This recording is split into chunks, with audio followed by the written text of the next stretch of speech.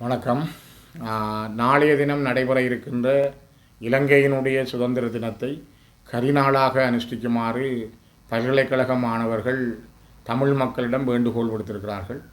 தமிழர்கள் ஒரு தேசமாக அவர்களுடைய நியாயபூர்வமான சுயநிர்ணய கோரிக்கையை மையமாக வைத்து 1948ஆம் ஆண்டிலே இலங்கை சுதந்திரம் பெற்றதாக சொல்லப்பட்டாலும் தமிழ் மக்களுக்கான சுதந்திரம் இதுவரை கிடைக்கவில்லை என்பதை அடையாளப்படுத்துவதற்கும் ஞாபகப்படுத்துவதற்குமான தங்களுடைய அந்த போராட்டத்தினுடைய வடிவத்தை பல்கலைக்கழக மாணவர்கள் மிக தெளிவாக முன்வைத்திருக்கிறார்கள்.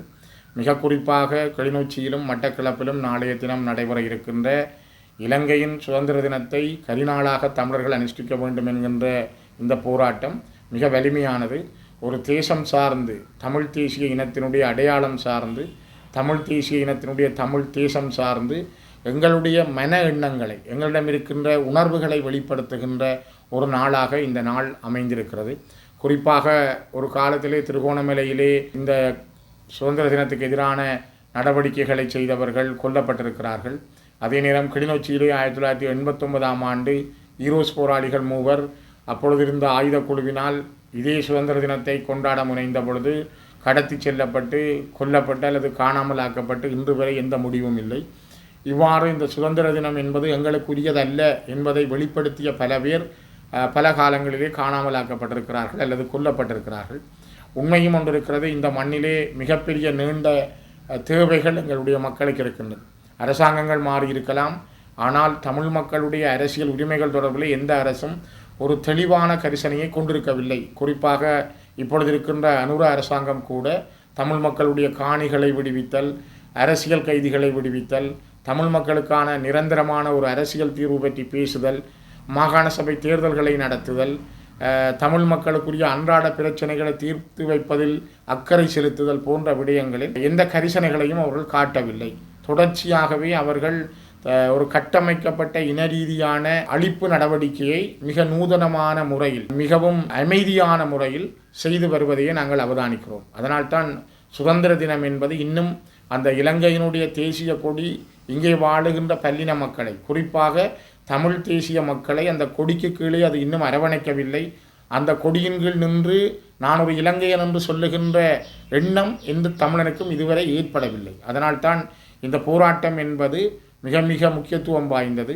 அடிப்படையில் எங்களுடைய உரிமை கோரிக்கைகளை இந்த மண்ணிலே நாங்கள் விதைத்து போன 60,000க்கும் மேற்பட்ட மாவீரர்களையும் இந்த மண்ணிலே உறங்கிக் கொண்டிருக்கின்ற 4 லட்சத்துக்கும் மேற்பட்ட மக்களையும் சொல்லனா சொத்தழிவுகளோடும் உடல் அங்க இழப்புகளோடும் மனரீதியாகவும் உடல் ரீதியாகவும் நொந்து போயிருக்கிற எங்கள் மக்களுடைய மன எண்ணங்களை வெளிப்பாடுகளை சரியாக புரிந்து கொண்டு ஒரு புரிந்துணர்வு அடிப்படையில் அல்லது நல்லிணக்கத்தின் அடிப்படையில் இந்த நாட்டில் ஒரு சமாதானத்தை ஏற்படுத்த வேண்டியவர்கள் தவறியே செல்லுகிறார்கள் என்பதை சர்வதேச சமூகத்துக்கு உணர்த்துவதற்கும், நாங்கள் இனப்படுகொலை செய்யப்பட்ட இனம், எங்களுக்கு அதற்கான நீதி வேண்டும், நாங்கள் கோருவது இந்த மண்ணிலே ஒரு சமஷ்டி அடிப்படையிலான அரசியல் தீர்வு, அது பறிக்கப்படாத மீளப்பெறப்பட முடியாத அதிகாரங்களை கொண்டதாக இருக்க வேண்டும் என்ற அடிப்படையிலும், வலிந்து காணாமல் ஆக்கப்பட்டவர்கள் என்று கிட்டத்தட்ட 7 ஆண்டுகளுக்கு மேலாக போராடி வருகின்ற மக்களுக்கு சர்வதேச நீதி கிடைக்கவில்லை என்பதை வெளிப்படுத்தும் வகையிலும் இன்னும் பல கோரிக்கைகளையும் முன்வைத்து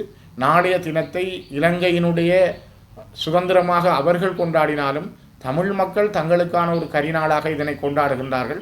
ஆகவே இந்த போராட்ட ஒழுங்குகளை முன்னெடுத்திருக்கின்ற அனைத்து பல்கலைக்கழக தமிழ் மாணவர்களுடைய முயற்சிக்கும் அதனோடு இணைந்திருக்கின்ற சகல அமைப்புகளுடைய முயற்சிகளுக்கும் எங்களுடைய பூரணமான ஒத்துழைப்புகளை நாங்கள் வழங்குகின்றோம்.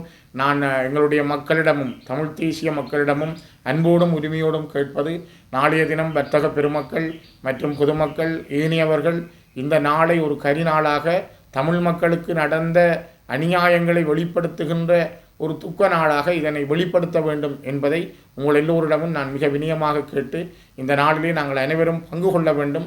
கிளிநொச்சியிலும் மட்டக்களப்பிலும் நடைபெறுகின்ற இந்த மாபெரும் கரிநாள் போராட்டத்திலே அனைவரையும் பங்கு கொள்ளுமாறும் அன்போடும் வினயத்தோடும் கேட்டுக்கொள்கின்றேன்.